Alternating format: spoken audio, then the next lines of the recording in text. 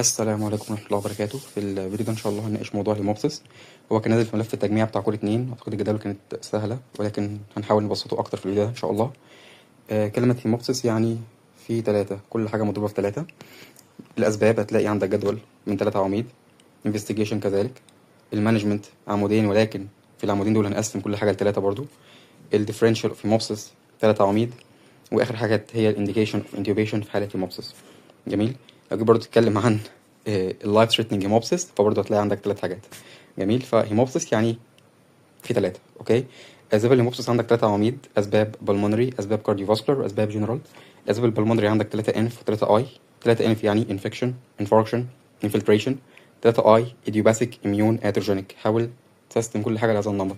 يبقى انفكشن، انفاركشن، انفلتريشن، ايديوباثيك، اميون، اتروجينيك. لو جيت تتكلم على الانفكشن تلاقي عندك 3 تقسيمات. اول حاجه acute viral او bacterial infection something like bronchitis مثلا او نمونيا. ده اول حاجه. تاني حاجه tuberculosis aspergillosis على نفس الوزن والقافيه. اخر حاجه bronchiectasis and cystic fibrosis. تمام. والتيوبركلوزز مكتوب في امس ان هو اشهر سبب معروف على مستوى العالم ان هو بيسبب هيموبسيس. يبقى اشهر سبب للهيموبسيس على مستوى العالم هو التي بي، يليه اللون كانسر. تمام. ده سبب معروف. ولكن اشهر سبب للهيموبسيس عموما هو ايديوباثيك، لان 50% of cases بعد التحاليل واللي احنا بنعمله ده في الاخر مش بنكتشف سبب. يبقى اشهر سبب ان جنرال ايديوباثيك. ده ما لقيناش سبب، لكن عرفنا سبب غالبا هيكون تي بي يليه اللون كانسر. كده الانفكشن كانت فيها 3 حاجات. بعد الانفكشن عندي انفاركشن يعني بالمونري امبوليزم، لان البلمونري امبوليزم بيعمل لونج انفاركشن اللي هي الهامتون هامب ساين.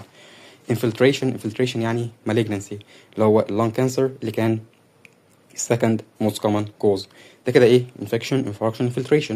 3 اي عندك idiopathic, immune, iatrogenic. idiopathic ده اللي هو كان ايه؟ الكومنست in general. الاميون تلاقي عندك systemic lupus بتعمل lupus pneumonitis، فاشهر حاجه بتعمل diffuse alveolar hemorrhage هي systemic lupus. كده عندي 3 immune disease اللي هم الباسيت، ويجنر جرانيولوماتوزس، والجود باشر سندروم. يبقى الباسيت والويجنر والجود باشر. الويجنر انت عارف ان هو كان بيعمل لونج نديولز في الراديولوجي، والجود باشر ده اللي كان بيعمل انتي جلوميريولار بيزمنت ممبرين ديزيز، كان بيضرب الهارت كان بيضرب اللونج والكدني ات ذا سيم تايم. يبقى اميون سيستميك لوبس بتعمل نيمونايتس، باسيت، ويجنر اند جود باشر. جود باشر يعني لونج وكدني. كده ايديوباثيك، اميون، اتروجينيك يعني تروما اثناء لونج بيوبسي، او بركب كاستر، سواء كانت رايت هارت كاسترايزيشن عشان اقيس الرايت سايد بريشر، او بركب بالمونري ارتري كاستر. تمام. ده كده اسباب البلمونري. 3 اي، 3 انف. اوكي. وقفنا من اشهر سبب. بعد البلمونري عندي كارديو فاسكولار. كارديو ده جزء، فاسكولار ده جزء. كارديو عايز حاجه تعمل لي بالمونري كونجيشن. عشان اعمل بالمونري كونجيشن ريليتد للهارت فعايز ابوظ الليفت سايد، فاما اعمل مايترال ستنوزز هقفل سكه المايترال بالتالي الدم يرجع على اللنج، او يبقى عندي ليفت فنتريكولار فيلير فيبقى الدم متجمع وبرضه يرتد على اللنج. يبقى كاردياك كوز للهيموبسيس ليفت سايد مضروب يرشح على اللنج، سواء كان mitral stenosis او left ventricular failure. vascular اسباب كتير زي vascular malformation او hereditary hemorrhagic telangiectasia، اعرف دول وخلاص. vascular malformation اللي عندي AV fistula او عندي pulmonary artery aneurysm. hereditary hemorrhagic telangiectasia وده اسمه اوسلر ويبر ريندو، ده congenital disease. جميل. ده كده ايه؟ كارديو فاسكولار كوز. تبقى الجنرال، ده تالت عمود معانا. الجنرال تعرف فيه 3 اسباب برضو هما كواجلوباثي، انتي كواجلانت اند ثرومبوسايتوبينيا. دي كده اسباب الهيموبسيس. 3 عواميد حفظناهم بالشكل اللي قلناه. دي كده اسباب الهيموبسيس، ضربنا في 3. بعد الاسباب هيقول لك ايه؟ هيقول لك شخص. فالانفستيجيشن برضو 3 عواميد. اول حاجه عندي بيزك لاب ان ايمجنج بعمله لكل الناس. بعد كده عايز اعرف سورس البليدنج ده جاي منين. بعد كده عايز اعرف السبب ايه. يبقى البيزك، المصدر، السبب. تمام. بيزك لاب ان ايمجنج، فالايمجنج لازم تعمل اكس راي لكل الناس. يبقى الشيست اكس راي ده انيشال ومانداتوري لكل عيانين الهيموبسيس. تمام. ده كده ايه بالنسبه للايمجنج. اللاب استنباط 3 سي اللي هم سي بي سي، كواجليشن بروفايل، كروس ماتشنج عشان لو هنقل دم. بعد كده بعمل اي بي جي، الكترولايتس، ليفت اند كيفت. واخر حاجه حاجات ريليتد للانفكشن، اي اس ار، سي ار بي اند سبيوتوم كلتشرز. تمام. فتاني البيزك لابس قسمت 3 سي عباره عن سي بي سي، كواجليشن بروفايل، كروس ماتشنج، اي بي جي، الكترولايت، ليفت اند كيفت. واخر حاجه حاجات ريليتد للانفكشن، اي اس ار، سي ار بي اند سبيوتوم كلتشرز. تمام. ده فيما يخص البيزك لاب ان ايمجنج. والايمجنج اكس راي از مانداتوري اند essential لكل العيانين. بعد ما عملت البيزكس عايز اعرف سورس البليدنج جاي منين. تمام، لو حاله جايه في emergency، تمام، حاله طارئ يعني، هشوف هي حاله stable or unstable. لو حاله جايه unstable بتنزف، فانا هخش ببرونكوسكوب على طول، احدد السورس، تمام، وهعمل برونكوسكوبيك هيموستاسيس، يعني هشوف المصدر واتعامل معاه. ده لو كانت unstable غير مستقره برونكوسكوب. طب لو حاله مستقره، حاله عملت لها الرصاص بتاعها وبقت مستقره خلاص، ممكن اعمل سي تي chest with contrast. هعمل سي تي with contrast يقول لي فين السورس اوف بليدنج، ولو حددت السورس بالسي تي ممكن بعد كده اعمل subsequent bronchoscopy. يبقى unstable تخش برونكوسكوب على طول تحدد وتعالج.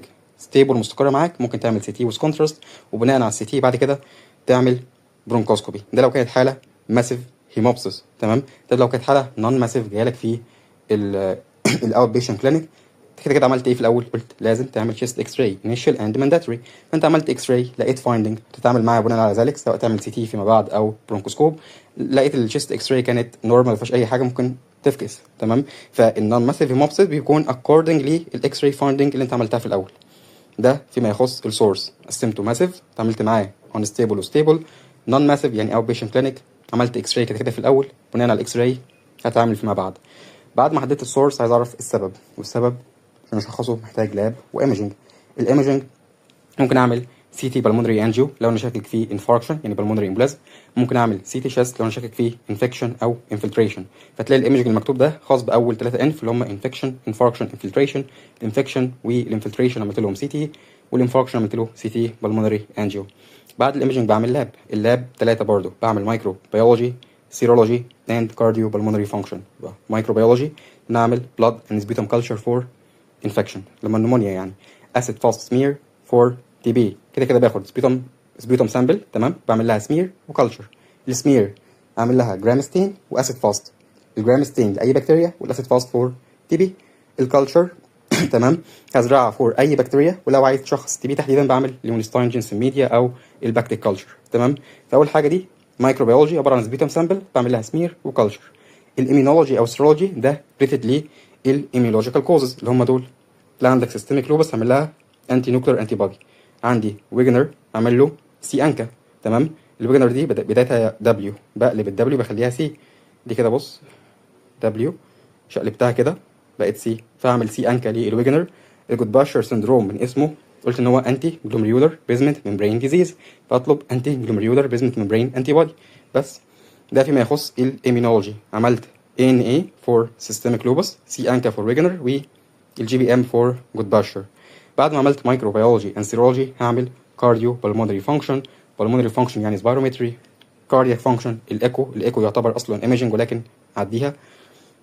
دي كده الانفستيجيشن اللي هطلبها. بعد الانفستيجيشن همانج اكوردنج لايه، هو ماسيف اور نون ماسيف. اتفقنا في الاول ان الليموبسيس عباره عن ايه؟ عباره عن كل حاجه مضروبه في 3، ولكن الجدول ده مقسوم 2، ماسيف ونون ماسيف، ولكن هنقسمه ل3 زي ما نقول كمان شويه. المهم يعني عندي ماسيف هيموبسيس جاي في طوارئ، ونون ماسيف هيموبسيس ده اوت بيشنت كلينيك. تمام، فالماسيف هيموبسيس واحد جاي في طوارئ هتعمل معاه اول حاجه ABCD ابروتش، اعمل له ستابلايزيشن، دي هي اول خطوه. تمام، تاني خطوه ان انا اعمل ديفينيتيف تريتمنت، يبقى علاج الماسيف هيموبسيس ستابلايز الكيس، دي اول مرحله. بعد كده تعمل ديفينيتيف تريتمنت بتاعك. تمام، نيجي لاول مرحله اللي هي الايه، الاستابلايزيشن.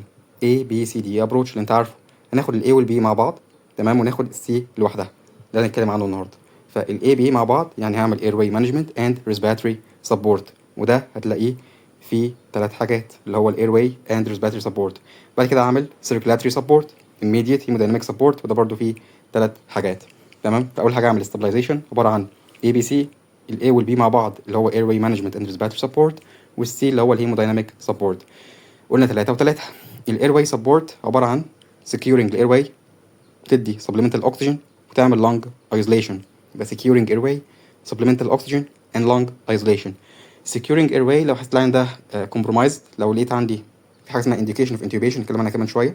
تمام، المهم يعني اعمل securing الايرواي using large endotracheal tube. ده اول خطوه securing الايرواي باستخدام endotracheal tube اقل مقاس يكون 8. تمام، بعد ما عملت securing الايرواي بانديكيشن معينه هدي supplemental oxygen، ممكن الجا ليه الفنتليشن. يبقى securing airway supplemental oxygen.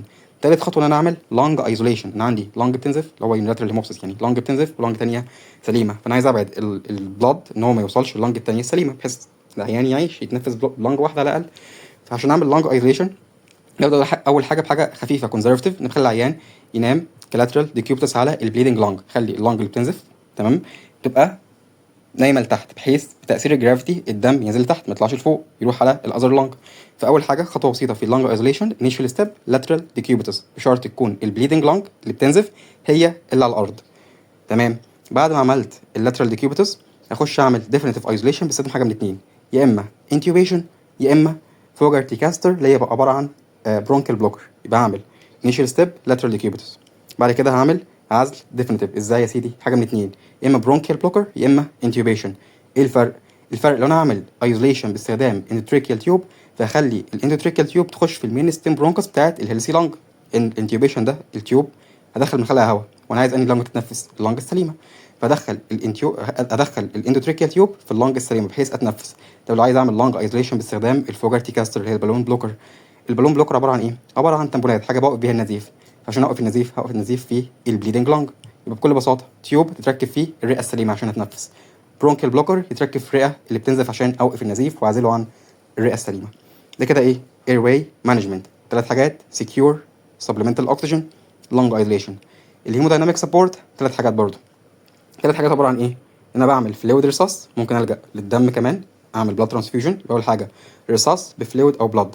بعدين بعمل حاجه اسمها بيزك هيموستاتيك ميجرز، يعني العيان ده كان واخد انتي كواجلانت مثلا زي الهيبرين، ممكن اديه ريفيرز الانتي كواجليشن زي بروتامين. يبقى الهيبرين بعكسه بيه بروتامين. لو مثلا عنده كاجلوباسي معين بنقل الكلوتنج فاكتورز الناقص، مثلا ممكن انقل فريش فروزن بلازما او كراي بريسبتد ايا يكن، فبعمل اول حاجه اسمها ايه؟ ريفيرس انتي كواجليشن.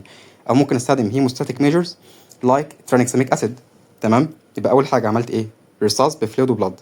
دي كده عندي حاجه اسمها هيموستاتيك ميجرز. دي تاني خطوه. الهيموستاتيك ميجرز انا بعمل ريفرسنج انتي كواجليشن او بدي هيموستاتيك ايجنت. ريفرسنج انتي كواجليشن يا اما هيبرين اعكسه بيه بروتامين، فاكتور ناقص ممكن انقل فريش فروزن بلازما، او ادي هيموستاتيك ايجنت لايك ترانكساميك اسيد. ده كده تاني خطوه في الهيمودايناميك سبورت. يبقى رصاص، هيموستاتيك ميجرز. اخر حاجه انا بعمل حاجه اسمها برونكوسكوبيك هيموستيزيس، وده مانداتري في اي عيان ماسيف هيموبسس. احنا قلنا لو حاله جايه ماسيف هيموبسس و انستيبل هخش ببرونكوسكوب احدد السورس وامانج على طول. فالبرونكوسكوبيك هيموستيزيس غالبا بلجأ له في عيانين الماسيف هيموبسس اللي هم الانستيبل. وعندي نوعين من البرونكوسكوب، يا اما فلكسبل يا اما ريجيد، والفلكسبل هو الفيرست لاين، اف مع اف، فلكسبل از فيرست لاين. دي كده اول خطوه. ستابلايز الكيس اي بي سي، الاي والبي مع بعض ثلاث حاجات والسي ثلاث حاجات اللي هم رصاص، هيموستاتيك ميجر اند برونكوسكوب. جميل. بعد ما عملت ستابلايزيشن تعمل ديفينيتيف تريتمنت اللي هو يا اما برونكيال ارتري امبلايزيشن يا اما تعمل سيرجري اللي هي لوبكتومي او نيمونكتومي، والسيرجري هي اللاست ريزورت يعني نلجأ لها كاخر حاجه يعني خالص. لكن الديفينيتيف تريتمنت فكر دايما فيه برونكيال ارتري امبلايزيشن افتر ستابلايزيشن. ده كده علاج الماسيف هيموبسيس. طب لو انا ماسيف هيموبسيس يا سيدي، انا الماسيف ده في الاوت بيشنت كلينيك علاجه ثلاث حاجات: 1 2 3. اول حاجه انك بتعمل سيمبتوماتيك تريتمنت وتمانج الاندرلاين كوز، وده بينفع في 90% من الحالات. يبقى في سبب معين وليكن انفكشن فليها سيمبتومز، هعمل سيمبتوماتيك تريتمنت. والسبب ده اللي هو النمونيا مثلا ليه علاج، لو انتيبيوتيك هديه. فسيمبتوماتيك ثيرابي بلس مانجمنت اوف اندرلاين كوز ده بينفع فيه 90% اوف كيسز. تمام. دي اول حاجه. تاني حاجه ممكن ادي ترانكساميك اسيد اللي احنا قلنا عليه هنا برضو في الماسيف هيموبسيس. تمام. يبقى سبب واعراض، بعد كده ترانكساميك اسيد. بعد كده العين يجي لي بعد شهر ونص شهرين هكرر الشيست اكس راي اللي انا عملتها في الاول خالص هنا، فاكرها؟ قلت انها انيشال مانداتوري. هكرر الاكس راي بعد 6 ل 8 اسابيع واشوف لو كان عندي اوباسيتي، ان البلاد بيبان في الاكس راي ك حاجه شبه الكونسوليشن كاوباسيتي. لو الاوباسيتي فضلت موجوده بعد الست اسابيع او 8 اسابيع دول، ممكن بعد كده اضطر اعمل ميجرمنت ثانيه لايك مثلا ان انا اعمل سي تي سكان او اعمل برونكوسكوب ايا يكن لو فضلت الاوباسيتي موجوده. لو بعد شهر ونص شهرين الاوباسيتي دي اختفت خلاص، يعني العيان خف الحمد لله. فعلاج النون-ماسيف هيموبسيس ثلاث حاجات: symptoms and underlying cause، دي اول حاجه. ترانكساميك اسيد تاني حاجه. اخر حاجه ان انا هكرر الاكس راي بعد شهر ونص شهرين، لو خف فالحمد لله، فضلت الاوباسيتي زي ما هي هضطر ان انا بعمل ايه؟ subsequent measures like CT او bronchoscope according to the case. جميل. بعد كده differential diagnosis of hemopsis، ده قد يكون هيموبسيس بيكح دم فعلا، ممكن يكون الدم ده مصدره جي اي تي او مصدره upper respiratory tract bleeding. كلام بديهي وعبيط. دي لو حالة هيموبسيس فهيكون عنده pulmonary disease العيان هيكون عنده history of cough، عمال يكحكح قدامك. طب بان الدم ده جاي من الاير واي، فكده يكون فيه رغاوي، فيه frothy appearance، تمام، وهيكون الكلاين. ولو جيت تشفط برونكوسكوب او دخلت بيه اندوتريكيال تيوب، هتلاقي عندك البلاد طالع من الاير واي.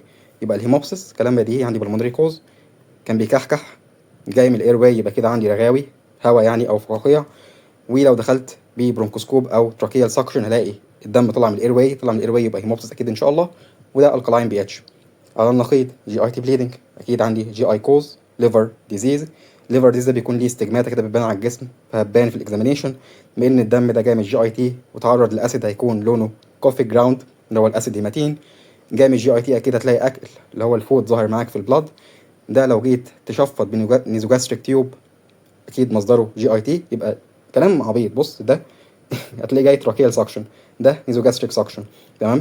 ده عشان جاي من الاير واي فيه فروث، فيه بابلز، اما ده فيه اكل، تمام. ده الكلاين، ده اسيدك عشان جاي من حمض المعده مثلا. سبحان الله. ده الابر ريسبيراتوري تراكت بليدنج، ابر يعني من فوق. هيكون عندي هيستوري اوف ابيستاكسس، ما كانش بيكحكح ولا حاجه. لو جيت تعمل فحص للنوز، هتلاقي عندك البليدنج ميكوزا. ده الديفرنشال هيموبسس. احنا قلنا الهيموبسس كل حاجه في 3، فكان الديفرنشال في 3. انديكيشن اوف انتوبيشن قسمها لثلاثات برضو. ولكن قبل الانديكيشن اوف انتوبيشن، ايه اسباب اللايف ثريتنينج كوزز اوف هيموبسس؟ اللايف ثريتنينج كوزز اوف هيموبسس هو اي فوليوم من الدم عمل ثلاث حاجات. يبقى كلمه لايف ثريتنينج هيموبسس عباره عن اني فوليوم يعمل اي حاجه من ثلاث حاجات: airway compromise، impaired gas exchange، hemodynamic instability. اي حاجه من الثلاثه دول يساوي life threatening هيموبسس. ده كده ثلاثه كمان. اخر حاجه اللي هي الانديكيشن اوف انتوبيشن، كانت هي مكتوبه هنا 7 حاجات تقريبا، هنعملهم مع بعض. انت عندك airway compromise او respiratory failure، يبقى airway compromise او respiratory failure، دي اول نقطه. تاني حاجه massive hemopsis او hemodynamic instability. تالت حاجه altered mental state لوحدها. اخر حاجه تبقى therapeutic intervention like lung isolation او therapeutic bronchoscope، تمام. يبقى اسباب او الانديكيشن اوف انتوبيشن في حاله هيموبسس فزناك التالي، ان انا عندي airway compromise او respiratory failure، دي اول نقطه. massive hemopsis او عمل hemodynamic instability، تاني نقطه. تالت نقطه altered mental state، يعني جلاسكو كوما سكيل، مش عارف اكتب اصلا، جلاسكو كوما سكيل 8 فيما اقل. اخر حاجه يكون therapeutic intervention سواء ب lung isolation، اتفقنا بعمل isolation بتيوب للنون بليدنج لانج عشان اتنفس، او bronchial blocker عشان البليدنج لانج وقف النزيف، يبقى lung isolation او therapeutic bronchoscopy. دي كده كانت اخر نقطه، isolation او therapeutic bronchoscopy. كده احنا خلصنا الموضوع بتاعنا، ما اعتقدش هيكون في حاجه تاني. بس كده، السلام عليكم.